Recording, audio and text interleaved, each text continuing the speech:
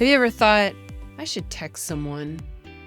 And then you start to think, well, they're probably at work, or maybe they're driving. I wouldn't want to text when they're driving. Or you swipe away from the texting and open Instagram or TikTok instead. And then somehow you end up watching animal videos or a 2-year-old singing every word from Frozen for the next hour. Connecting with people is complicated. It requires so much effort, and the interactions are pretty unpredictable. We all have contacts in our phones, in our DMs, and our social media friend list, but do we have connections? Those deep-rooted, dependable relationships with people that help us get through life. We hear all the time that loneliness is at an all-time high, but why is it easier just to stay home and binge Netflix when we know the solution to loneliness is connection to other people? Let's consider for a moment that we may not be bad at friendships. We may just be living in a world that makes having real relationships really hard. And what if I told you that the Bible actually gives us a lot of examples on how to get and stay connected? So, if you've ever felt left out, disconnected, let down, or just tired of surface level relationships, this is for you. Let's start here. Even Jesus didn't do life alone. He had 12 disciples. He had a close inner circle. He ate meals, traveled, and lived life with people. If Jesus, who was literally perfect, chose community, we probably need it too. He's the example. So why is making friends and community and connection so hard? Let's just say it out loud. Making friends as an adult, it's weird. Like, where do we even go? Hey, do you want to be friends? That worked in the 3rd grade, but not so much at Target. Think about the last time you actually made a new friend. For some, it may have been a while. Maybe the people in your life have been there for years. But others, you may have been forced to make new friends if you moved, started a new school, a new job. But at some point in our life, we will be faced with a need to make new friends. When we were kids, this was so easy. You met someone on the playground. You like the slide? Me too. Done. We're friends. Man, what happened to us? Well, as adults, we're dealing with busyness, work and life and kids and school and family. We have a lot of responsibilities. Everyone is just a little guarded now because we've been hurt.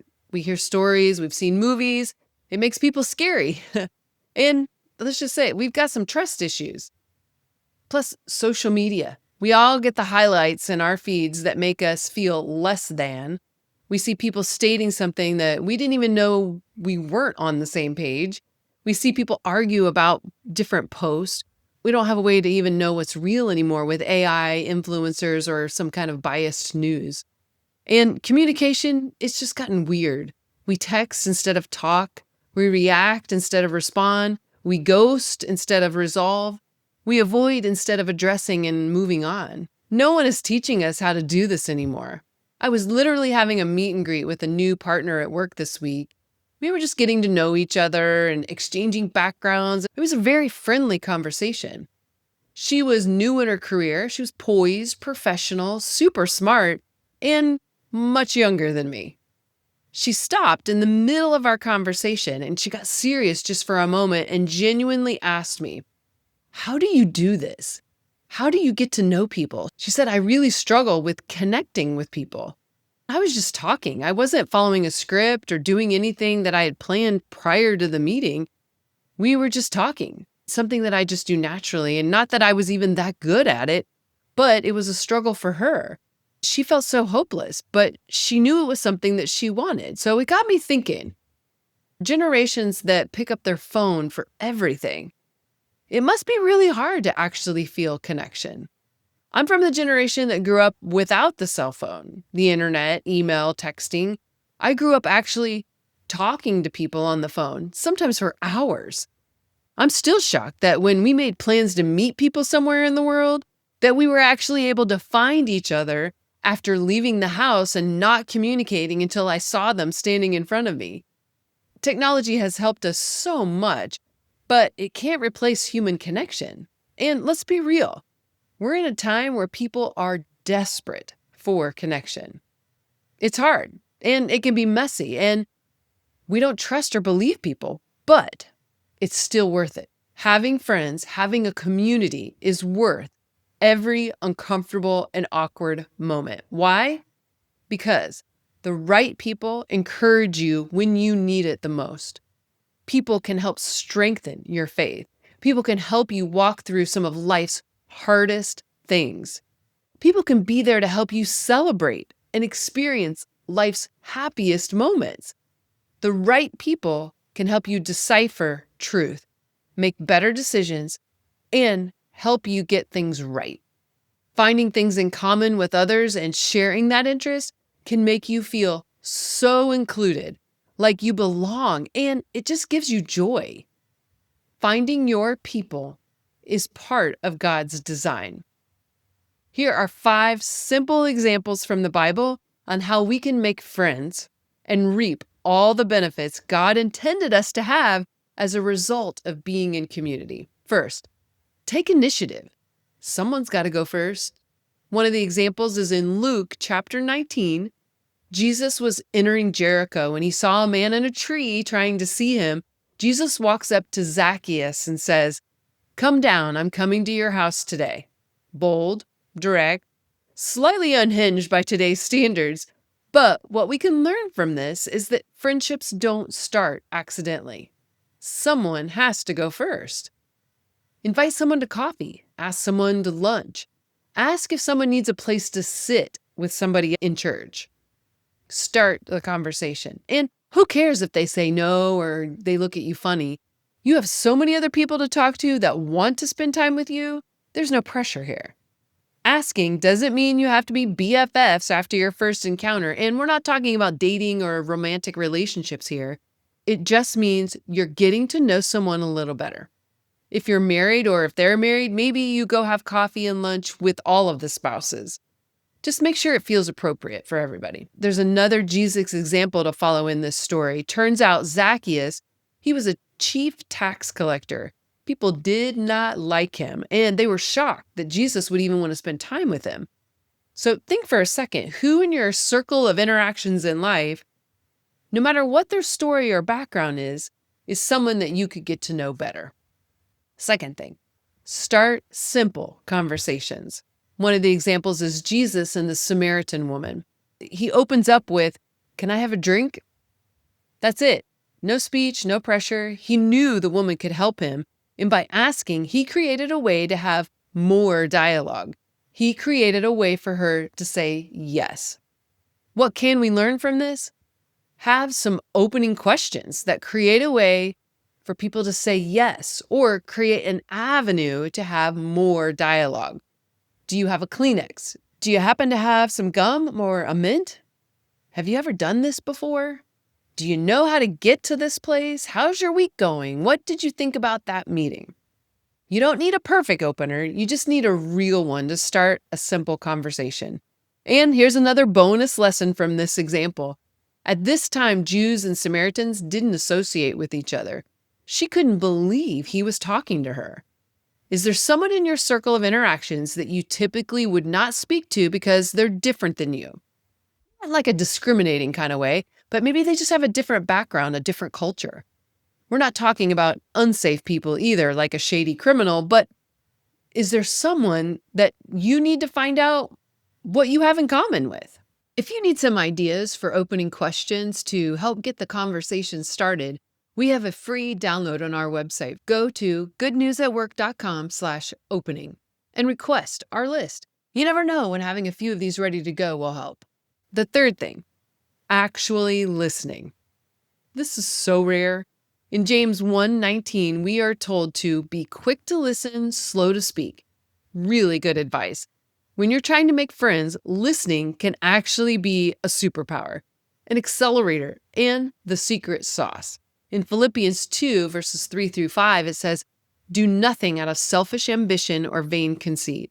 Rather, in humility, value others above yourselves, not looking to your own interests, but each of you to the interests of the others. In your relationships with one another, have the same mindset as Christ Jesus." If we humble ourselves to put the other's interests ahead of ours, we're acting like Jesus did. What if we listened to what people actually said, asked follow-up questions, and genuinely wanted to know more about that person? How would it make them feel? How would it make you look to them? Pretty amazing from all angles, right? People don't need another performance, another opinion, or another talking head in their life. They have YouTube and the socials for that. They need someone who listens, someone who cares. What can we learn from this? Ask questions, and then ask follow-up questions. Put your phone down. Be present. Pay attention and remember their answers. This small act alone will set you apart in your community. I have a friend who texts me several times a week. And to be clear, I see her every week at church and in my small group, so texting midweek isn't our main connection point. Every time she texts me, though, it makes me feel like $1,000,000. It shows she cares. She's paying attention and listening to what's happening in my life. And it makes me want to care about her more. Listening is a superpower. 4, find common ground. Here's the example about Paul in Acts 17, verses 16 through 34.